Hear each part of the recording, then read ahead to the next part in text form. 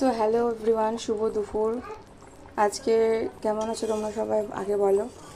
জানি না গরমে সবাই কেমন আছো। আমি তো একদমই ভালো নেই, গরমের মধ্যে দুপুরে রান্না করতে হচ্ছে। তো আজকে আমি রান্না করছি আমাদের সর্ষে ভাপা ইলিশ। আর এখানে আছে মানে ইলিশের দুটো মাথা, তাই ভেজে তেল দিয়ে রেখেছি। গরম ভাত দিয়ে খেতে একটার সাথে কাঁচা লঙ্কা নিয়ে হেব্বি লাগে। আর এখানে আছে তোমার টকের ডাল, মানে আমড়ার ডাল।